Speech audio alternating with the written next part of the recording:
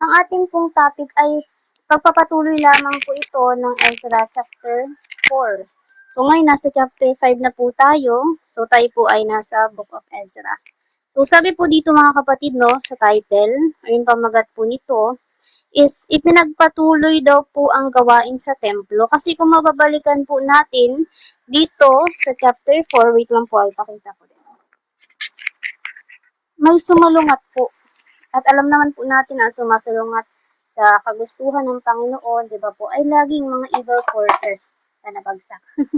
Gumagamit lang din po sila ng mga vessel at yung iba po ay talagang mga anak nila. So sabi po dito, no, eto, may sumalungat, nag-oppose po sa muling pagtatayo ng templo na kung sa generation nga natin po, di ba, ito yung parang balakid, di ba po, attacks, spiritual warfare na ibinibigay ng kaaway para hindi po tayo magpatuloy. Di ba nga po sa paglakad sa Panginoon, hindi natin siya makilala on personal level, mag-fall away tayo at bumalik sa dati nating pamumuhay. So, ito po no, hinandito, dyan sa verse 24 po na yan, is kadugsong po niya nito.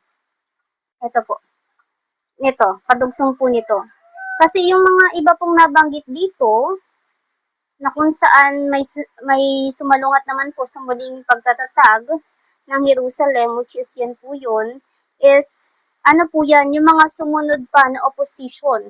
Di ba po, sa iba't ibang, ang tawag dito, timeline na kung saan iba't iba din po yung mga hari na nakaupo. So dito po no sa chapter 4 ay tawag dito, nakapokus po dun sa opposition na ginawa ng kaaway para nga po hindi maipatayo yung templo at ganun din yung muling pagtatatag nga po, di ba, ng Jerusalem, which is yung lungsod po na pinili ng Panginoon mula sa lahat ng lipi na kung saan po siya pararangalan. So, ito po ay kadugsong, ito po yung kadugsong niya.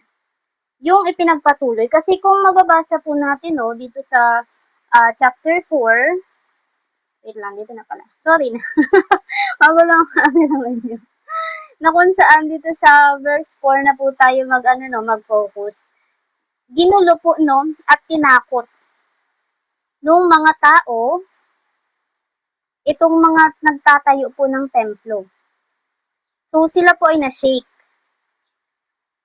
Ginulo sila, kumbaga na-atake sila, na-penetrate sila. So, dahil dun sa emotion na kanilang naramdaman, di ba?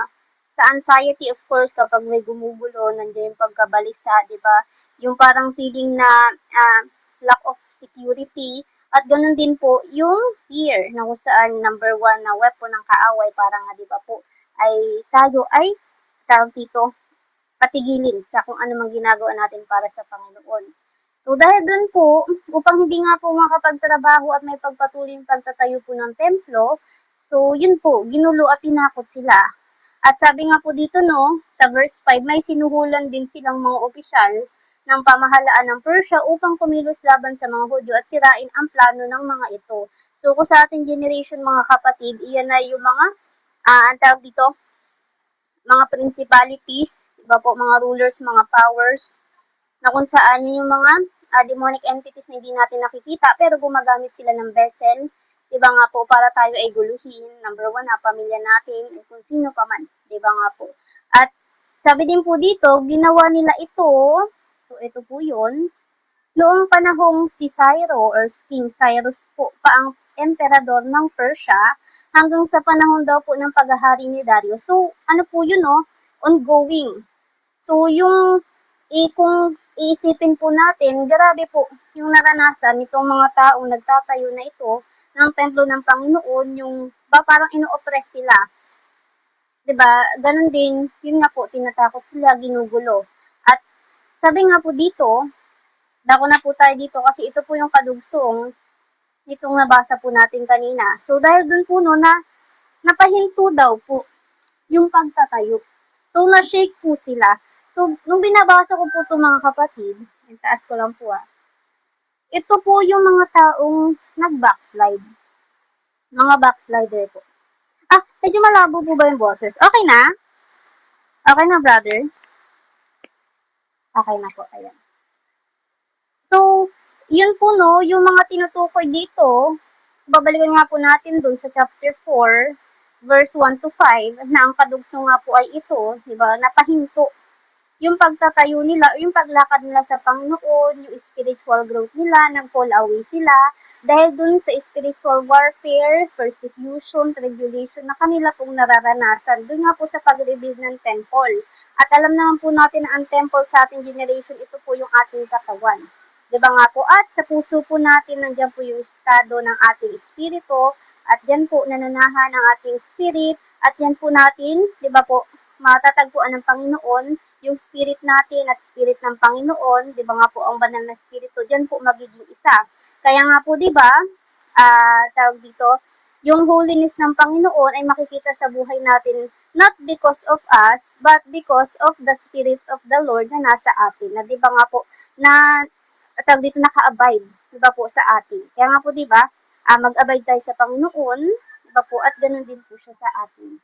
So, dito po, no, sa verse 24 na ito, yun nga po yun, mga backslider, mga nag-fall away, napahinto po na-shake sila. Yung faith nila, hindi pa po ganun katatag. Napahinto po sila dahil nga po, diba, dun sa ginulo sila, tinakot sila, diba, ongoing po yun mga kapatid. Kung isa-search po natin, ilang years din po yun. Parang almost 15 po, kung hindi po ako nagkakamali. Kasi from, ano po yun sa panahon ni King Cyrus, hanggang sa paghahari po ni Dario. So, ongoing po yun, kaya naman po sila ay napahinto. So, nag-backslide sila. Dahil nga po dun sa tribulation na kanilang nga pong na-experience. So, mga backslider. Diba nga po? Dahil po dun, na-shake. Diba po? Meron silang shaken faith dahil nga po doon sa tribulation, na-cause din po, diba, na spiritual warfare. Dahil hindi lang po physical yung kalaban nila, pati din yung mga spirit behind those people, di ba nga po, na umu-oppress sa kanila, na nag-o-oppose sa kanila. So yun po, at na-penetrate po no, yung kanilang emotion, at alam naman po natin, di ba, ang soul, ay andyan po ang ating mind, will, and emotion. So kapag tayo, di ba po, ay nagpadala sa emotion natin, wala na po. Di ba po, tayo ay mawawala sa rhythm ng kingdom of God. So na-penetrate po yun, yung emotion nila, kaya po, nag-quit sila, na i-build nga po yung temple, or yun nga po, di ba, na ihinto yung pamumuhay ayon sa kalooban po ng Diyos. Kasi alam naman po natin mga kapatid, kung na-experience na din po, na kapag talagang sumusunod po tayo sa kagustuhan ng Panginoon, talagang madaming ipapadala si Satan, di ba nga po, para tayo ay subukin, para tayo ay madapa. At kapag hindi po natin alam yung authority at identity natin, di ba po, manghihina po tayo. Yung bahay po natin, di ba nga po, na siyang temple na tinutukoy ay mawawasak. So, paano po makakapag-dwell ng lubusan ng Panginoon kung wasak po yung temple? Di ba nga po na kanyang titirahan, which is represent us. Nga po, di ba, yung puso natin, yung po ang unang pine-prepare. Di ba nga po? So, yun nga po no, yung hindi nagpatuloy sa pag-seek, di ba nga po sa katotohanan na siyang matatagpuan sa salita ng Diyos. So, number 1 kasi na ma-encounter natin, lalo pag nagbabasa tayo, nagbabasa ng salita ng Panginoon, na ipapadala yan si Satan, kamag-anak natin, pamilya natin, kung sino pa man magsasabi na masisiraan daw tayo ng bait. So, kapag ikaw ay nadala doon sa ganong mensahe na buhat sa kaaway, di ba nga po, wala, maglalaylo ka. Kasi paniniwalaan mo yun So, sila din po no, yung hindi na natili sa presensya ng Diyos. At yun nga po, naglaylo yung kanilang spiritual growth. Kasi nga po, di ba, napahinto.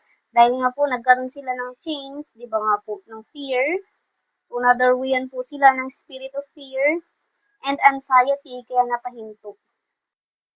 Kumbaga, yung fear at anxiety po, ang nag-rule over sa kanila at kinontrol sila nito, kaya naman po napahinto sila.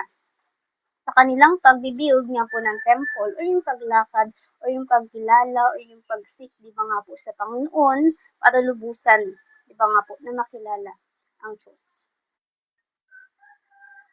So, ngayon po, dako na tayo dito po sa chapter 5. So, sabi po dito sa verse 1, nang panahong iyon, ang mga propetang sina Hagay at Zacarias, iyan po ay mga lingkod ng Diyos, Si Zacarias daw po na anak ni Ido ay nagpahayag po ng propesiya. Di ba, propesiya po, yan po yung mensahe mula sa Panginoon. Possible po, di ba, yan ay warning or kaya naman para mas strengthen, di ba po, yung tao na pagsasabihan ng Panginoon, kaya naman prediction sa mangyayari. So, yun po yun. So, sabi nga po dito, nagpahayag daw po sila ng propesiya sa pangalan ng Diyos. So, yung kanilang sinasabi ay buhat po sa Panginoon. So, hindi po sila mga bulaang propeta. Sabi nga po dito, Diyos ng Israel, tungkol nga daw po sa mga Hudyong nakatira sa Judah at Jerusalem na siyang di ba nga po re-rebuild ng temple. So, dyan po, makikita po natin dyan kung paano po nagkaroon or yung intervention ng Panginoon dito nga po sa nagaganap sa kanyang mamamayan, sa mga taong nagre-rebuild ng temple, yung mga taong sinisik siya, di ba nga po. So, iyan po yung naging kanyang intervention, di ba po, nagpadala siya ng kanyang mga servant, at yun nga po, di ba, si Haggai at Zacarias, nagpahayag ng propesiya para dito sa mga taong ito. Ayan. At dito din po, no, ito yung ginawa din ng Panginoon para i-rescue yung kanyang mga mamamayan, di ba, na nagtatayo nung temple niya from fear, di ba nga po, kasi nadorwian sila eh. Nagkaroon ng chain of fear, kaya napahinto po sila. Di ba, ibang spirit yung nanaig sa kanila, kundi yung kingdom of darkness na mga buhat doon, yung mga spirit, mga evil spirit. Kasi yung fear, di ba, hindi naman po buhat yun sa Panginoon. Diba? Parang nga po hindi sila makapagpatuloy sa pagtatayo nga po ng temple na kung equal po natin is also rebuilding relationship with God, di ba nga po, through His Word. Kasi makikilala natin ang Panginoon sa pamamagitan ng din ng kanyang salita, di ba nga po. So, yun po, nagpadala po siya ng mensahe, di ba po, ng propesiya para dito sa kanyang mga mamamayan. So, ang mababasa po natin yun, no, nasa Haggai chapter 1 po yan, mga kapatid. So, mahaba-haba po ito, pero ito po kasi yung mensahe ni Propeta Haggai. Ito po yung tinutukoy dito. Basahin ko lang po, mga kapatid, na MBB Tag 12 version po ang aking gagamitin. So, ang title po nito, Iniutos ni Yahweh na muling itayo ang templo. Kasi nga po, no, nasuspend, natenga, napahinto po sila. So, sabi po dito sa verse 1, ayan, ang aklat na ito ay naglalaman ng mga pahayag ni Yahweh sa pamamagitan ni Haggai o ni Propeta Haggai po. Noong ikalawang taon daw po ng paghahari ni Haring Darius sa Persia, noong unang araw ng ika-6 na buwan, si Yahweh daw po ay nangusap kay Haggai para kay Zerubbabel na gobernador ng Juda na siyang, di ba nga po, nangunguna, di ba po, naglilid sa mga mamamayan ng Panginoon na kanya din po mga kalahi upang itayo nga po yung temple. At sabi nga po dito, anak daw po siya ni si Altiel. So, siya po ay buhat sa lineage ni David po. Buhat po sila sa angkan ni Judah. At sa pinakapunong pari na si Josue, anak ni Jehozadak. So, yung mga pari po, buhat po yan sa angkan ni Aaron. At si Aaron po ay Levita. So, sabi sa verse 2, ganito ang ipinapasabi ni Yahweh na makapangyarihan sa lahat. So, ito daw po yung mensahe ng Panginoon. Sinasabi ng mga taong ito na di umano'y hindi pa napapanahon upang itayong muli ang templo. Kasi nga po, di ba? Dahil doon sa kanilang nararanasan nga po, na ginugulo sila, tinatakot sila, may opposition, di ba po, may force na pumipigil po sa kanila, parang chain, di ba nga po, parang hindrance na nasa daan nila, so hindi sila makadire-diretso sa kanilang ginagawa dahil nga po may humahadlang, di ba nga po, ng mga forces, ng mga tao. So, sabi nga po dito, dahil dito, sa pamamagitan ni Propeta Haggai, ay sinabi ni Yahweh sa sambayanan, sa kanyang mga mamamayan nga po, di ba, na nanumbalik sa Jerusalem or sa lupain ng Juda, di ba nga po iyan po ay mga taong dating bihag. Di ba nga po after 70 years, sila po ay nakapanumbalik sa kanilang sariling lupain na siyang pangako din po ng Panginoon na ipinahayag ni Propeta Jeremias. Nasa chapter 25 po yan at 29 ng Book of Jeremias po or Jeremias. So sabi po dito, tama ba na naninirahan Tama ba na naninirahan kayo sa mga magaganda at maayos na bahay, ngunit wasak na wasak naman ang aking templo? So sabi sa verse 5, hindi ba ninyo napapansin ang mga nangyayari sa inyo? Verse 6, marami na kayong naihasik, ngunit kaunti lamang ang inyong ani. May mga pagkain nga kayo, ngunit kakaunti naman at hindi makabusog. May alak nga kayong naiinom, ngunit hindi naman sapat upang magbigay kasiyahan. May damit nga kayong naisusuot, ngunit giniginaw pa rin kayo sa taglamig. Kumikita nga ang manggagawa, ngunit kinukulang pa rin siya. 7. Alam ba ninyo kung bakit ganyan ang nangyayari? Verse 8, hindi ako nasisiyahan sa mga ginagawa ninyo. Kaya pumunta kayo sa kagubatan at kumuha ng mga trosong gagamitin sa muling pagtatayo ng templo upang ako ay masiyahan at doon ay mabigyan ng karangalan. Verse 9, umasa kayong aani ng masagana, ngunit kayo'y nabigo. At ang kaunting ani na iniuwi ninyo ay akin pang isinambulat. Ginawa ko iyan sa inyo sapagkat abalang-abala kayo sa pagpapaganda ng inyong mga bahay, samantalang ang templo na aking tahanan ay pinababayaan ninyong wasak.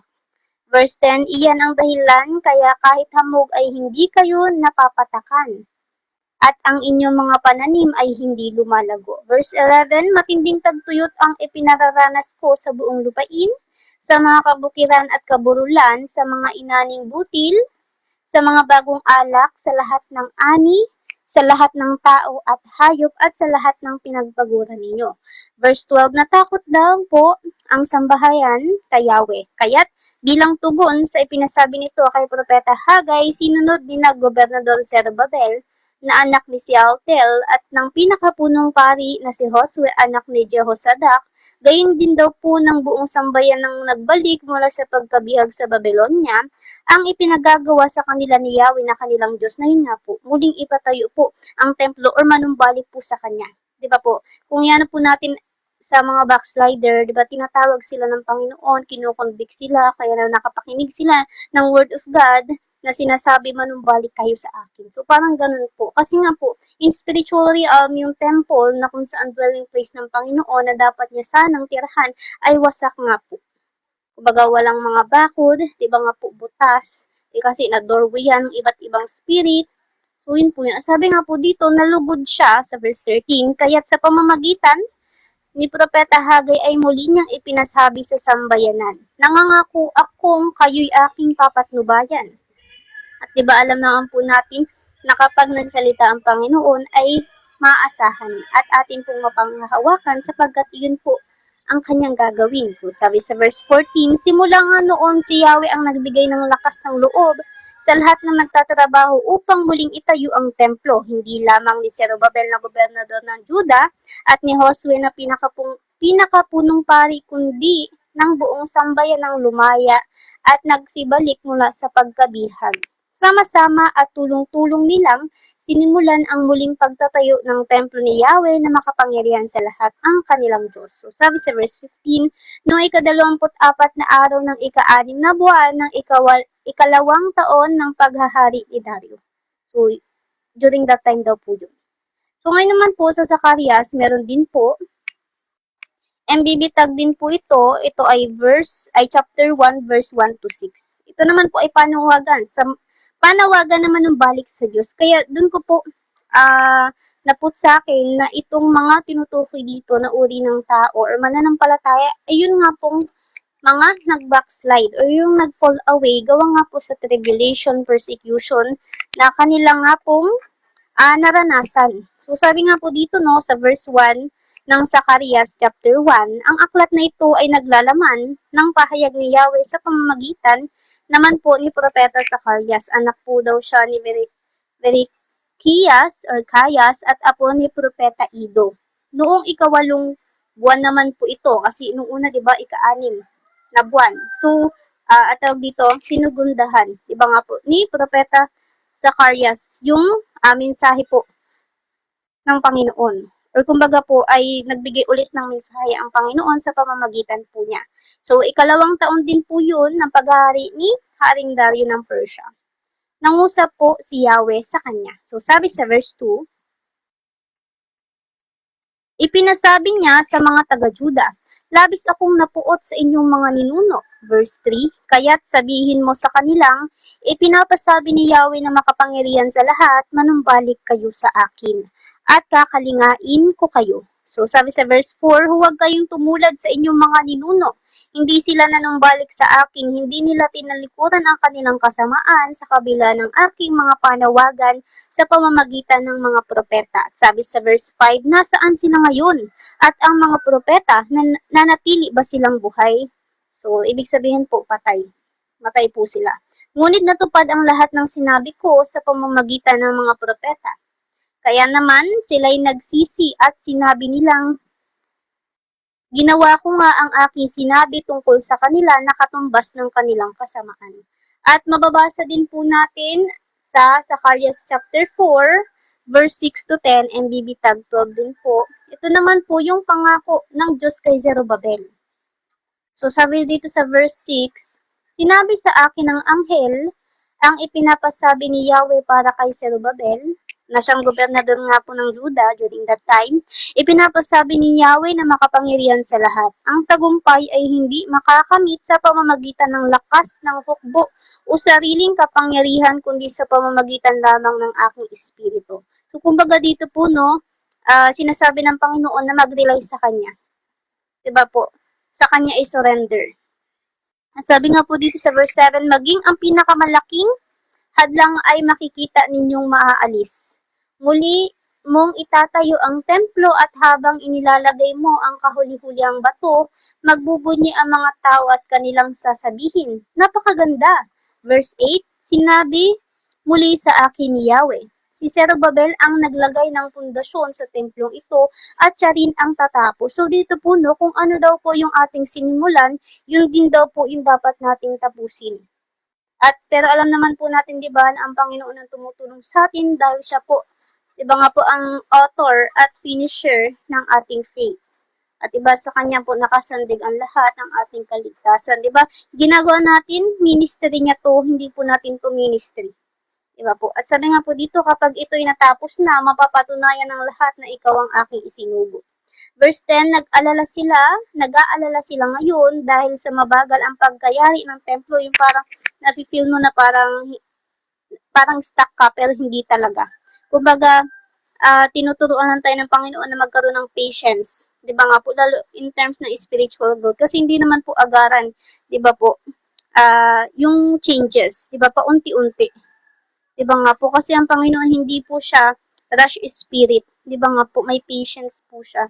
At 'di ba nga po, ang lahat ng bagay ay itinalaga niya ayon po sa kanyang kapasyahan.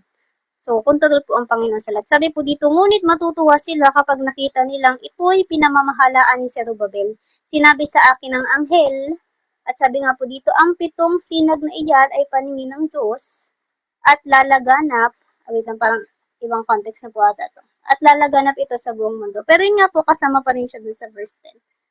So, dito po, no, sa kabila po nung mga ginawa ng Kingdom of Darkness, yung opposition, di ba nga po, ang ginawa naman po ng Panginoon ay nagpadala siya ng mensahe. Diba nga po, para mas strengthen yung kanyang mga mamamayan na manumbalik sa kanya. Diba nga po, maputol yung fear or yung chain, diba nga po, na yung takot, kumbaga, na nasa kanila, ang sagay makapagpatuloy po sila. Kumbaga, ito po ay panawagan din ng Panginoon sa kanila na ipagpatuloy nga po kung ano yung kanilang nasimulan. At yun nga po, diba, yung patuloy na pagsik sa kanya at pagbibuild ng relationship po sa kanya. So makikita po natin, no, na naglalaban dito yung dalawang kingdom, 'di ba nga po? So una, 'di ba nga po, yung Kingdom of Darkness na oppose, then may intervention ng Panginoon, hindi niya pinabayaan yung kanyang mga mamamayan, 'di ba nga po, nagpadala po siya ng kanyang mga servant, 'di ba nga po, na sila Propeta Haggai at Zacarias, at sa generation po natin, 'di ba? Ayan na po yung mga servant na pinadala niya para ang mga tao nga po ay balaan na mag-repent. Diba nga po, ipalaganap yung salita niya, diba, yung about sa kingdom of God, at yung freedom, yung deliverance, yung salvation, yung redemption na ating matatanggap sa pamamagitan po ng Panginoong Jesus. At sabi nga po dito, sa verse 2, so after daw po nun, no, nung mga binasa po natin, sabi sa verse 2, nang marinig sila ni Zerubbabel, wait lang po ayan.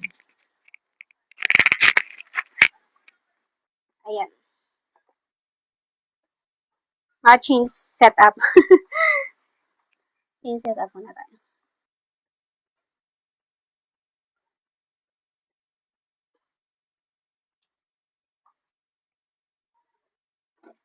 Kita po ba? Wait lang po para kasi ang labo eh. Medyo malabo. Eto po, okay na yan. Wait lang brother, i-awesome ko lang. Eto, okay na po. Ayan.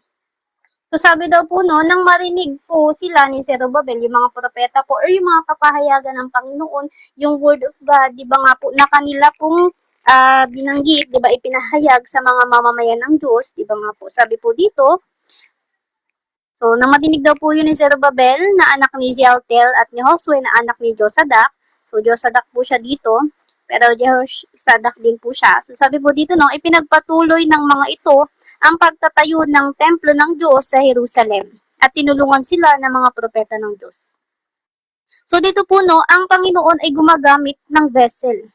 Diba ang vessel niya po dito ay si Propeta Haggai at Zacarias. Diba nga po, na hindi naman po sila nakapagpahayag ng ganon sa kanila, kundi yun po ay mensahe ng Panginoon. So sila po ay ginamit na vessel ng Diyos para i-reach out yung kanyang mga mamamayan na siyang nagpo-fall away na nga po at iba nga po mga napahinto na, hindi na nagpatuloy sa kanya. Dahil nga po doon sa oppression, di ba nga po sa tribulation, sa persecution na kanilang naranasan. At iba nga po ipinabatid ang mensahe niya. So, ang isa din po sa makapagpapabalik, di ba nga po, sa isang dating believer, di ba nga po, ng Panginoon, ay yung kanilang willingness at ganun din yung salita ng Panginoon na kanila pong napakinggan. Pero kung matigas po yung puso nila, di ba nga po, hindi po sila magre-respond. Pero dahil nga po, yung puso po nila ay handa pong, di ba, i-surrender at magtiwala sa Panginoon sa mensahe niya. So, nagkaroon po sila ng faith doon sa mga pangako ng Panginoon at mensahe na ibinigay niya. So, doon po, no, ipinagpatuloy daw po ng mga ito. So, sila daw po ay nanumbalik. Kasi nga po, di ba, kung mababawasan natin na hindi po ako nagkakamali, 7 beses na magpo-fall yung isang righteous, pero di ba nga po, tatayo at tatayo pa rin. So, di ba po, talagang sa paglakad natin sa Panginoon, natural po yung madadapa tayo, ang hindi lang po natural kung hindi tayo tatayo. Kasi kung hindi tayo tatayo, nag-fall away na tayo nun. Di ba nga po, hindi na tayo sumunod dun sa paglilid ng Panginoon. Hindi tayo nag-rely sa Kanya, kundi nag-rely tayo sa emotion natin, sa naiisip natin, sa mga lies ni Satan. Di ba nga po na siyang number 1 na kanyang ginagawa, condemnation. Di ba, tatanungin ka pa niyan sa isip mo, mag-whisper pa yan, anong karapatan mong gawin ulit yan sa kabila ng mga ginawa mong karumihan? Yung magpa-flashback siya ng mga walang kabuluhan mong ginawa. So, kapag hindi, di ba nga po, nakafocus ang isip mo sa spiritual realm at nakafocus ka sa sarili mo, di ba, at hindi sa Panginoon, talagang papakinggan mo. Di ba nga po, mga condemnation nila sa iyo para hindi ka makapanumbalik sa Panginoon. Pero dito nga po, no, ipinagpatuloy po ng mga ito. Di ba nga po, ng mga lingkod ng Diyos, di ba po, nila Zerubbabel, at si Josue po na anak ni Josadak na representing us din po, yung pagtatayo ng templo. So, nanumbalik po sila sa Panginoon. Diba po, nag-respond po sila sa panawagan ng Panginoon. At gayon din po, kumbaga, nire-rebuild po nila ulit. Diba nga po yung temple, kaya naman po, diba, is equal na rebuilding yung relationship ulit sa Panginoon na siyang naputol, naudlot, yung spiritual growth. Diba nga po na naudlot din dahil nga din po dun sa mga attacks na kung saan yung naging reaction nga po nila is sila po ay naging nayanig or may shaken faith. Kaya, yun nga po, napahinto po sila. Pero dito nga po, no, muling ipinagpatuloy. So, binigyan po sila ng kalakasan. So, sa mga ganito pong experiences or kung kayo po ay nakakaranas nito, so, ang magpapalakas ng pumuli sa inyo ay walang iba po kundi ang salita ng Diyos. Kung kayo man po ay nangihina ngayon, mga lies ni Satan sa'yo, or nadapa ka kanina, diba? Nadapa ka kahapon, or kung ano pa mang kasalanan, karumihan, na feeling mo sobrang nahihiya ka na, ayaw mo nang manambalik sa Panginoon, pero condemnation lang yun ang kaaway sa'yo. Kaya naman, diba? Sabi nga po ng Panginoon kanina, nanawagan, diba? Na manumbalik sa Kanya. Yun lang din po kasi na pag nagpatuloy po tayo doon sa ating makamundong gawain, mas madidestroy lang tayo. 'Di ba nga po, hayaan po natin ang Panginoon na tulungan tayo, 'di ba nga po, na i-rebuild nga po yung temple, yung relationship natin sa Kanya. Kasi di naman po natin kaya, dahil di naman po natin alam kung paano. Kaya nga po, di ba, magpapatulong tayo, magpapaturo tayo. Di ba nga po sa Holy Spirit at ganun din sa pagbabasa natin ng pagbabasa, mas malalaman po natin. Dahil dito po nagre-reveal ang Panginoon. Di ba nga po ito, yung ating manual. Diba nga po, patungo po sa kanya para mas makilala po natin siya lalo. So sabi nga po dito, no, sa verse 3 na po tayo. Ay bago po pala yan, no, so yung lesson po dito, para tayo ay muling makabalik sa flow or yung rhythm nga po, diba, ng Kingdom of God or makabalik po sa presensya ng Panginoon is through His Word pa din po. At panghawakan nga po yung ating mga nabasa. Kasi nga po, di ba, kung ano yung sinabi ng Panginoon sa kanyang salita, yun din po yung kanyang gagawin. At kung ano yung nabasa natin na pangako niya, di ba nga po, yun din po talaga yung ating matatanggap kung tayo nga po ay magpapatuloy sa kanya. Kasi kapag guminto tayo, wala po, hindi natin mararating yung finish line na kung saan, di ba nga po, siya yung ating matatagpuan po doon. Yung as in yung fullness niya po. Di ba nga po yung harap-harapan. Na kung mababasa po natin sa Matthew, no, parang si brother po ata yun, na brother ba or si Ate Lynn, yung patungkol sa Beatitudes, di ba nga po, na mapalad yung mga taong malinis ang puso kasi makikita po nila, di ba nga po, ang Panginoon, na kung saan, kaya nagkaroon ng kalinisan yung kanilang puso dahil po sa presence ng banal na spirito.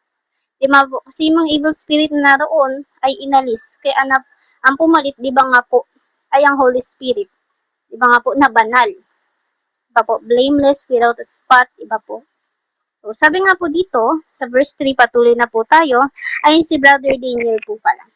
Agad namang daw pong dumating si Tatinay na gobernador ng kanluran ng Euphrates at si Setar Buzenay kasama ang iba pang mga pinuno. So, after po nun, no, yung parang nag-intervention ng Panginoon, nagpadala na naman. Yung word pa lang na agad di ba? Sobrang ano nila, ang tawag dito, sensitive sila sa mga nangyayari, lalo na kapag patungkol sa Panginoon, sa gawain patungkol sa Diyos. So, alerto ang mga evil spirit. Di ba? Agad namang dumating. Di ba? Other na mga persona na gagamitin. Di ba nga po? Para pahintuin ulit. Pero ang ginawa po nila, nag-usisa naman po sila. So, sabi dito, no? So, dumating nga daw po yun, kasamang iba pang mga pinuno. At during nga po yun, nung muli po, di ba, nilang ipinagpatuloy ang pagtatayo ng templo. So, sabi po dito, tinanong ng mga ito, sina Zerubbabel at Josue, so, sabi po dito, sinong nag-utos sa inyo na gawin at tapusin ang templong ito? So, dito pa lang po, no, kina-question nila yung authority. Kaninong authority? Diba nga po, at sabi sa verse 4, tinanong pa nila, ano ang pangalan ng mga lalaki nagtatrabaho dito? Diba, alam naman po natin ang pangalan, diba, identity yan. So, dito po, no, ang tinatarget naman is patungkol sa authority at identity ng mga nagtatayo na siyang nararanasan din po natin sa generation natin ngayon. Diba nga po? Ayan. Ayan. Sabi nga po dito, no, yun, may pinadala. Diba nga po na siyang mag-uusisa, magtatanong, diba nga po about sa authority at yung patungkol nga po sa kanilang identity na siyang konektado din nga po sa kanilang ginagawa. Diba nga po, yung pagre-rebuild po ng templo ng Panginoon. So, parang katulad lang din po ito, no, nung struggle, lalo na po ng mga tao na lumalakad ayon po sa kalooban ng Panginoon, yung mga nanunumbalik muli, di ba nga po sa Panginoon, yan po yung mga whisper of condemnation na maririnig mo sa iyong tainga, di ba po? Kaya naman sa isip mo, magpuput sila ng lies about sa past mistakes mo, kaya naman yung kanino mo lang ginawa na sin, na nadapa ka or nagawa mo, kasi ano ka pa medyo shaky ka pa, kasi nanunumbalik ka pa lang, di ba nga po? Na tawag dito, bumabalik ka pa lang. Kaya naman using your family, your friends, relatives, or kung sino pa man. At di ba nga po, mahilig din sila mag-question sa isip mo or sa ears mo, yung sudden thoughts or sudden na parang may nagbumubulong sa'yo na mga negative question about sa'yo, sa faith mo, sa relasyon mo sa Panginoon, na isa sa aking experience is yung, eto po, yung tanong na ganito. Yung parang ano yung karapatan to do the things of God after mong gumawa ng karumihan. Diba? After mong gumawa ng sin. So, yan yung, ano nila yan yung mga whisper nila, mga condemnation nila. Yung dinidistort nila yung authority mo, di ba nga po, na manumbalik sa Panginoon, pinapanlaban nila sa'yo yung mga sin mo. At ganun din yung identity mo. Di ba nga po? So, yun. So, sabi nga po dito, ngunit, sabi po dito na sa verse 5, ngunit binantayan daw po ng Diyos ang pinuno ng mga Hudyo, kaya't hindi sila pinakailaman ng mga pinunong taga-Persya, habang hindi pa nakakapag-ulat ang mga ito kay Emperador Dario at habang hinihintay nila ang sagot ng hari. Sabi po dito, ito ang ulat na ipinadala ni Tatinay sa hari. Pero dito po no, sa verse 5, ito po ay yung naging proteksyon ng Panginoon. Nakikita po natin, no? Yung paglalaban talaga ng, two kingdoms, yung kingdom of darkness at kingdom of God. Na ang intervention, di ba nga po ng Panginoon, prinotektahan niya. Iba nga po. Kasi hindi sila nagalaw eh. Di ba? Yun po ang sinabi, binantayan po sila ng Diyos. So, protected po sila ng Panginoon. Na siyang, di ba nga po, walang makakagalaw sa iyo. Or kahit sino, ano pa man, di ba? Dahil ang Diyos ang nagpoprotekta sa iyo. Na siyang, di ba nga po, mababasa natin as supporting verses sa Kawikaan 18 verse 10, ESD version po, na kung saan, di ba nga po, ang Panginoon ay katulad ng toring matibay, kandungan daw po ng mga matuwid sa oras ng panganib. At sabi pa dito sa Psalm 91 verse 1 to 6, pero kung gusto niyo pong mabasa ng buo, so mababasa niyo po yun. So MBB Tag 12 po ito, so sabi po dito, siyang naghahangad ng pagkupkop ng kataas-taasan, which is ang Panginoon ng Diyos po tinutukoy dito, at nananatili sa pagkalinga ng makapangyarihan, kumbaga nagre-rely, di ba nga po sa Panginoon. Verse 2, ay makakapagsabi kay Yahweh, muugkat kanlungan, ikaw ang aking Diyos, ang Diyos na tangi kong pinagtiwalaan. So, kumbaga, total surrender po sa Panginoon. Verse 3, sa panganib at bitag, ikay kanyang iniligtas. At kahit anumang matinding salot ay hindi ka magdaranas.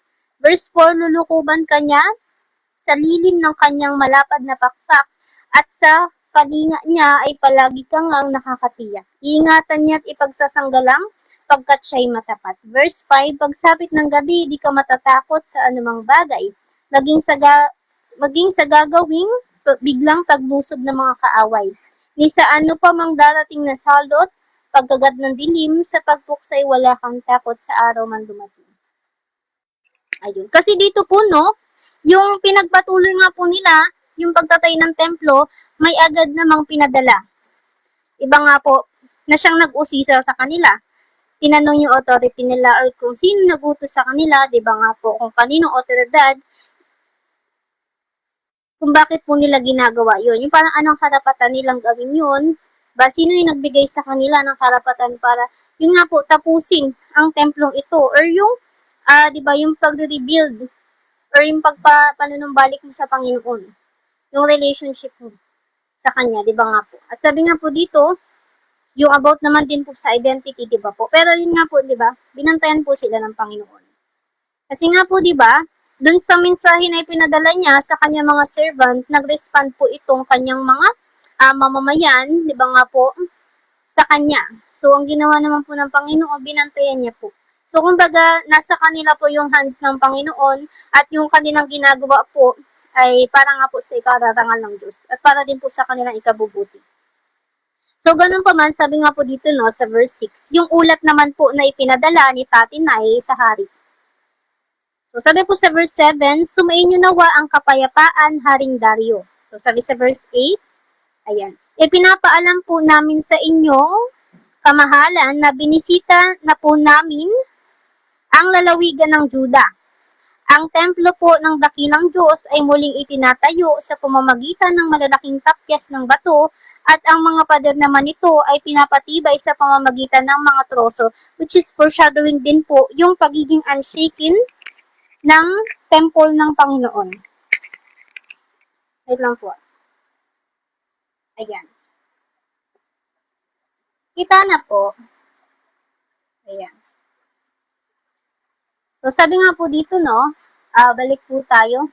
Sabi po dito, masigasig po ang kanilang pagtatrabaho at malaking bahagi na ang kanilang nagagawa. So, nagkaroon po sila ng kasigasigan ng zealousness.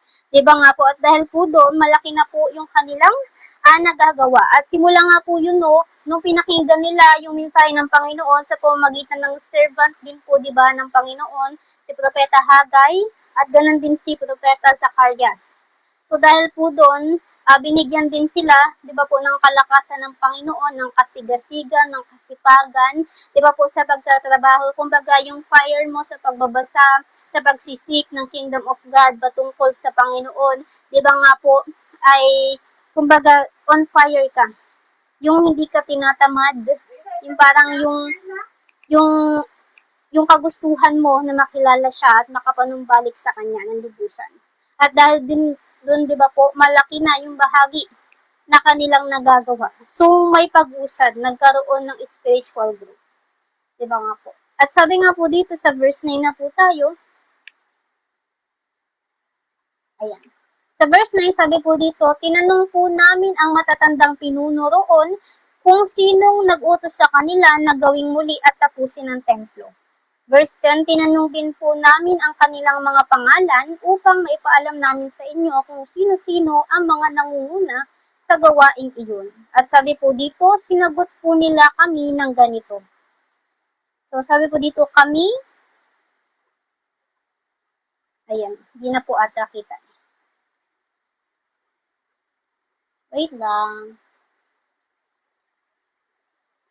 Ayan. So sabi po dito, no, yung respond po ng mga mamamayan ng Panginoon na siyang nagre-rebuild nga po ng templo ng Diyos, di ba nga po, mga nanumbalik po sa Kanya, after nga po ng kanilang pagiging shaken faith at pag-fall away. So sabi po nito, kami ang mga lingkod ng Diyos ng langit at lupa, na siyang ang tinutukoy nga po ang ating makapangyarihang Diyos, di ba nga po, at muli naming itinatayo ang templo na noong unang panahon ay ipinatayo ng isang makapangyarihang hari ng Israel na ang tinutukoy nga po ay si Solomon.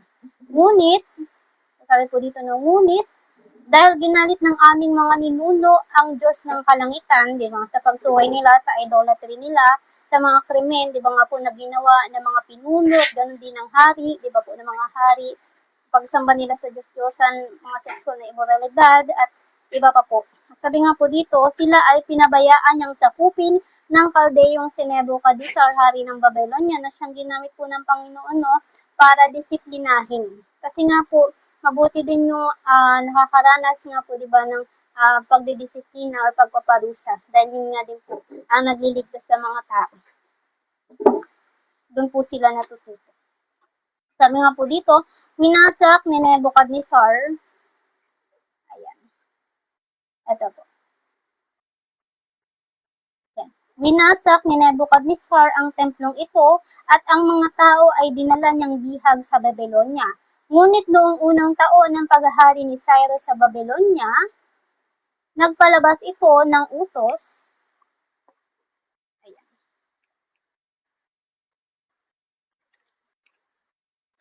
So, nagpalabas daw po ng utos, no, si Haring Cyrus ng Persia na muling itayo. Ayan. Ito po. Na muling itayo ang templo ng Diyos. At sabi po dito, verse 14, pinabalik rin ni Haring Cyrus ang mga kagamitang ginto, nandito na po tayo, at pilak sa templo. Kumbaga, yung mga kinuha doon binalik, kumbaga restoration po. Ang mga iyon ay kinuha ni Nebuchadnezzar mula sa templo ng Jerusalem at inilagay sa kanyang templo sa Babylonia. Kaya pinagkatiwala ni Haring Cyrus ang mga kagamitang ito kay Sesbazar, na itinalaga niya bilang gobernador ng mga Hudyo. Sabi sa verse 15, sinabi ng hari kay Sesbazar na dalhin ang mga iyon at ilagay sa templo sa Jerusalem. At alam naman po natin na hindi makakapagpahayag isang tao lalo ng ganito, si King Cyrus, di ba nga po kung mababasa natin dun parang sa chapter 1, hinipo po ng Diyos ang kanyang puso. So, ito po ay pagkilos ng Panginoon, kaya nga po naihayag ito ni Haring Cyrus. Di ba nga po, ginamit si Haring Cyrus para makapanumbalik yung mga mamamayan ng Panginoon at maribid nga po yung temple. Sabi nga po dito, yung mga kagamitan nga po no ay tinalaga kay Sesbazar, iba nga po na gobernador ng mga Hudyo. At sabi sa verse 15, sinabi nga po ng hari kay Sesbazar na dalhin ang mga iyon at ilagay sa templo sa Jerusalem. Inutos din niya na muling itayo ang templo sa dati nitong lugar. Sabi sa verse 16, kaya't naparito nga si Sesbazar at inilagay ang mga pundasyon ng templo ng Diyos sa Jerusalem. At noon, sinimulan ang pagtatayo ng templo na nagpapatuloy hanggang sa kasalukuyan. Sa katunayan nga, hindi pa ito tapos. So, dito po, no, dyan sa ating mga nabasa, ito pong kanilang katanungan, di ba nga po nila Tatinay, ito po kasi, di ba, yung naging ulat nila. So, yung mga mamamayan po ng Panginoon ay nagsalita po sila, di ba, base lamang sa katotohanan. Di ba nga po, at ipinaparating din nila yung legality na kanilang ginagawa. Di ba nga po, na pagpapatayo ng templo, na hindi po nila yung ginawa sa kagustuhan nila, kundi may command ng kataas-taasan. Di ba nga po, using Haring Cyrus, na siyang, di ba nga po, yung mensahe na binigay ni Haring Cyrus ay buhat sa Panginoon. So, yung ginagawa nilang pagre-rebuild ng temple, di ba nga po, yung ginagawa ng mga tao na nanunumbalik sa Panginoon, di ba, yung relationship ay inaayos, di ba, ay buhat po, di ba nga po, sa Panginoon. Ang Diyos ang nag-udyo. At yung spirito niya nga po, di ba, yung nag-i-enforce, di ba nga po, dito sa atin. So, sabi nga po dito, malapit na po tayo matapos. Verse 17, ngayon, kung mamarapatin po ng inyong kamahalan, ipahanap po ninyo sa mga taguan ng mga kasulatan ng kaharian sa Babylonia kung tunay ngang ipinag-utos ni Haring Cyrus na muling itayo ang templo ng Diyos sa Jerusalem. Hinihiling po namin na ipabatid ninyo sa amin ang inyong pasya sa bagay na ito. So dito nga po, no, yung kanilang pagsagot ay base sa katotohanan. At hindi po nila ginagawa yung ginagawa nila dahil lang sa kanilang kagustuhan, kundi nga po, di ba, nandun yung kamay ng Panginoon, nandun yung command ng Panginoon, at using nga din, di ba po, yung ruler na si Haring Cyrus. So dito po, no, makikita po natin yung tug of war between nga po sa influence, tug of war between Kingdom of Darkness at Kingdom of God, para nga po dun sa soul ng mga tao na to na nagre-rebuild ng temple. Kaya naman, di ba nga po yung relationship nila, yung spiritual growth nila ay kanilang, di ba nga po, pinagpopokosan. Grabe po na yung opposition, at nandito rin po makikita natin yung ginagawa ng Panginoon, di ba, para i-rescue, para tulungan, para i-strengthen, para isaayos ulit. Kasi nga po na out of rhythm di ba? Biglang nawawalan sa, ang tawag dito, nadi-disorganize dahil nga po dun sa oppression, sa tribulation, di ba, sa mga lies ng kaaway, sa condemnation. So, yun po, no, grabe din po yung opposition, lalo na, di ba po, dun sa chapter 4 na ating nabasa. Di ba, sa sunod-sunod na mga taon na yun, na iba't iba yung naghahari, grabe yung kanilang ginagawang pagpigil, di ba nga po, sa mga tao, para muling itayo ang templo na kung saan doon pararangalan ng Panginoon. So dito po, no, sobrang serious ng matter na to, at dito po na hindi lang to patungkol sa mga tao, kasi kung babasahin mo siya sa una, para lang siyang mga tao, di ba nga po, na nag-disagree, pero ang ano po natin dito, mas malalim, is may spirit behind sa kanila, di ba nga po, at kung paano yung mga demonic entities na to ay galit na galit at oppose na oppose, di ba nga po, para muling ipatayo yung templo, at di ba nga po sa generation natin, para muli tayo makapanumbalik sa Panginoon. At dito, inireveal din na kung paano tayo muling makakabalik sa rhythm of Kingdom of God, isa pamamagitan din po ng Word of God at pagpapasakop po sa Kanya. So, yun naman po mga kapatid. So, yung chapter 6, next week na po, nag-suspend. Pag-suspense yan. So, yan, kung meron po kayong ibabahagi mga kapatid, open mic lang po kayo.